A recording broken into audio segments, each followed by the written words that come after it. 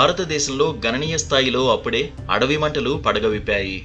ఉష్ణోగ్రతలు సాధారణం కంటే పెరగడంతో భారతదేశంలోని ఎన్నో రాష్ట్రాల్లో రోజుల్లోనే చాలా అడవులకు నిప్పంటుకుంది.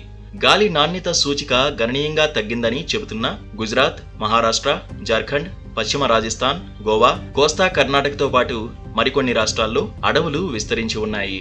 అడవుల్లోకి వెళ్లాలంటే కొన్ని మార్గదర్శకాలు, నిబంధనలు ఉన్నాయి.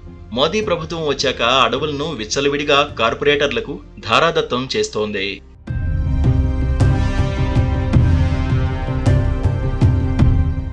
అందుకు వీలుగా జీవోలను మార్చేస్తోంది. ఈ నేపథ్యంలో కన్యాకుమారి నుంచి కశ్మీర్ వరకు ఉన్న మైనింగ్ సంపదను ఇష్టానుసారంగా తవ్వుకోవడానికి అనుమతులివ్వడమే ఇప్పటి అడవుల దహనానికి కారణమన్న చర్చ నడుస్తోంది. అడవుల్లో ఉండాల్సిన ఏనుగులు, పులులు, సింహాలు మైనింగ్ మాఫియా దెబ్బకు జనావాసాల్లోకి వచ్చేస్తున్నాయి. పచ్చటి అడవులు ఉష్ణోగ్రతల కారణంగా తగలబడుతున్నవి కొన్నైతే, అడ్డదిడ్డమైన అక్రమ మైనింగ్ వల్ల గాలి బూడిదవుతున్నవే అనేకం ఉన్నాయి. వందలు కాదు, వేల ఎకరాల్లో ఉన్నాయని పర్యావరణవేత్తలు అభిప్రాయపడుతున్నారు. ఇదే తీరున అడవులను నరకడం, దహించడం లాంటివి కొనసాగితే పర్యావరణానికే కాదు, మానవ మనుగడకే ప్రమాదమనే ఆందోళన సర్వత్రా వ్యక్తమవుతోంది.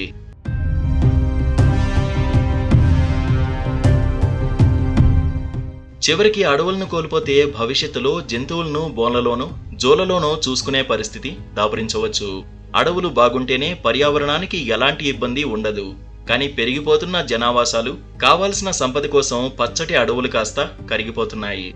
అటవీ ప్రాంతాల్లో పాలకులు, కార్పొరేటర్లతో కుమ్మక్కవడం వల్లే అటవీ సంపద బడా పారిశ్రామికవేత్తల చేతుల్లోకి వెళ్లిపోతోంది. అడవుల్లో ఉండాల్సిన ఆదివాసీలు, జంతువులేమో కాంక్రీట్ జంగిల్ వైపు చూస్తున్నాయి.